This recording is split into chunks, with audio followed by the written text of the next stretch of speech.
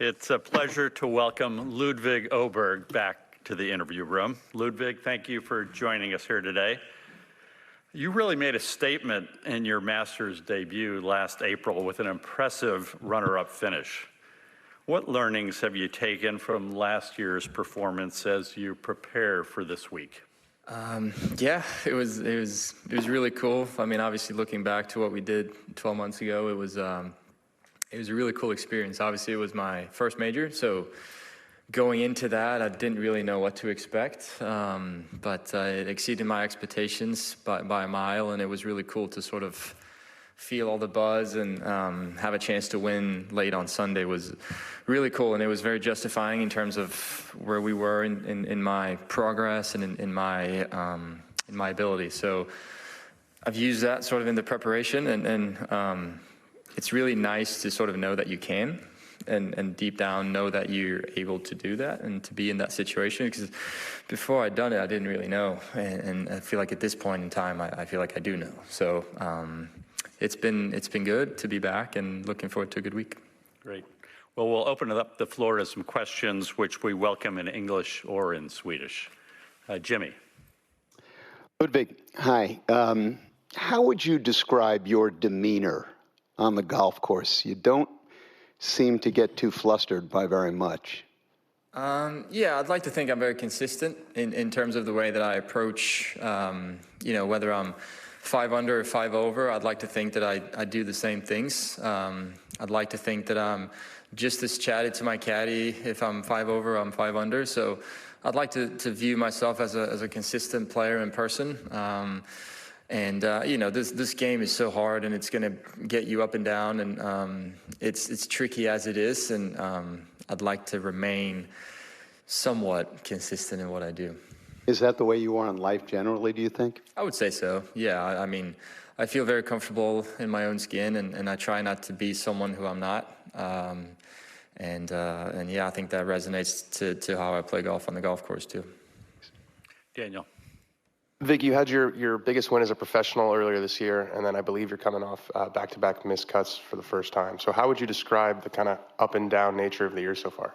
Yeah, it's been a little up and down, like you said. Obviously, San Diego was the biggest win that I've had in my career so far, and it was probably the highest of highs that I've felt in my career. And then, like you said too, I just came off 2 missed cuts, which is probably the lowest of lows that I've had in my career so far. So, but I also, I respect and I understand that the game is going to take you there sometimes, and it's going to be up and down, and it's going to be tricky. And alluding to the previous question, I think that's when that comes into play a lot. And, no matter if I win a tournament or if I lose a tournament or if I miss a cut in the tournament, I still do the same things, and I still wake up and try to do the same terms of practice, in terms of training, and that's not going to change. And I feel like that's how I've approached these last couple of weeks, even though things have been going a little bit up and down. And I understand it's part of the game, and it's going to be like that if you have a long and successful career. Is there something technical that you're trying to work on?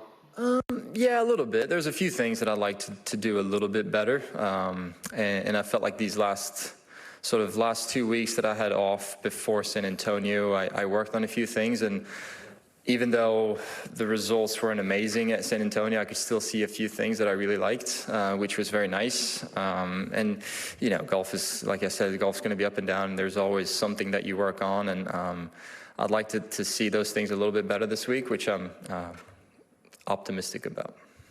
Brian.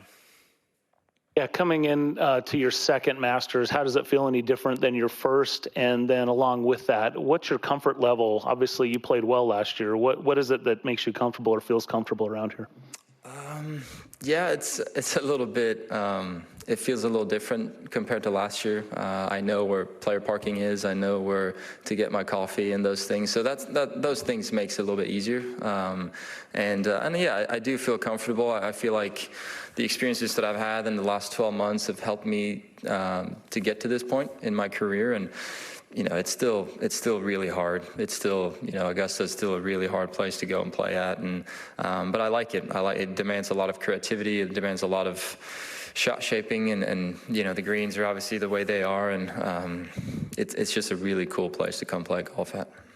Dylan.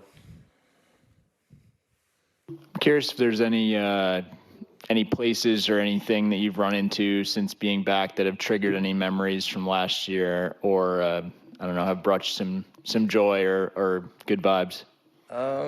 Good question. When we got here a couple of days ago, obviously yesterday got cut short a little bit, but it was just cool to get on the course.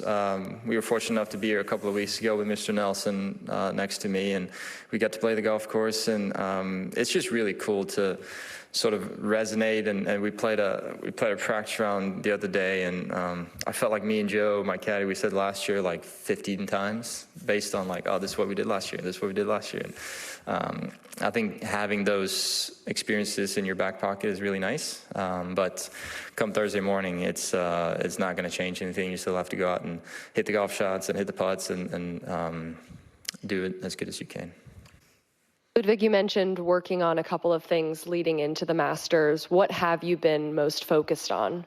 Yeah, I sort of have this thing in my backswing where I get a little bit quick technically, and I sort of my spine leans towards the target in my backswing, and I really don't like that, because then from there I have to go this way, and then I kind of get crossed and a little bit underneath it. So it's just sort of my tendencies that I always have to work on, and I felt like over these last couple of weeks those have been a little bit more apparent.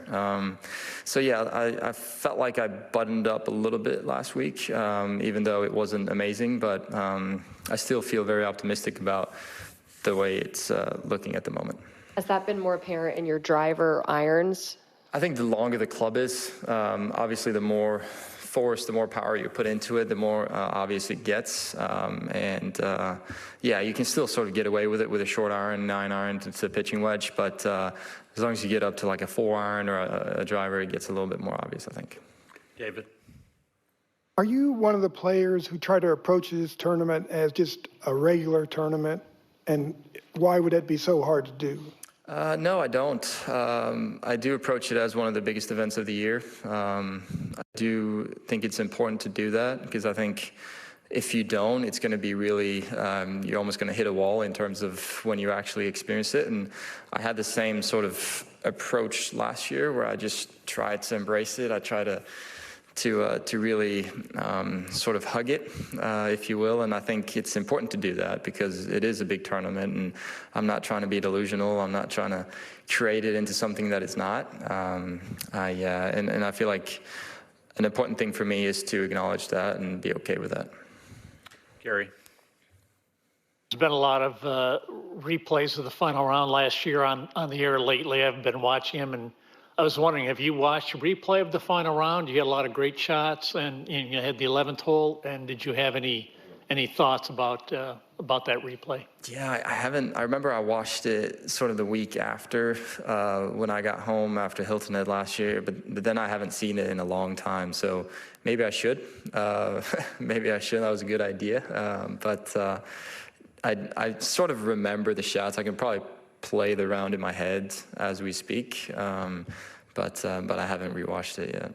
What did you take out of that replay?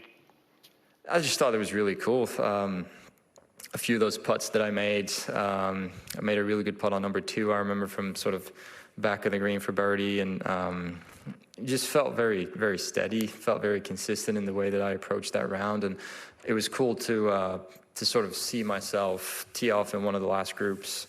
And to do that in the final round. Andreas? How do you like your new outfits? And are you into fashion at all in your everyday life? Yeah, it's nice. I like it. So this is the new Originals line from Adidas, which is new for this week. And I like it. I've always sort of been interested in fashion, and I wear a lot of Original stuff off the golf course when I'm home. Lots of the Trefoil Originals logo on the hoodies and on the pants and T-shirts, and so I do feel very comfortable. I think it's very cool, and I'm proud to be a part of it.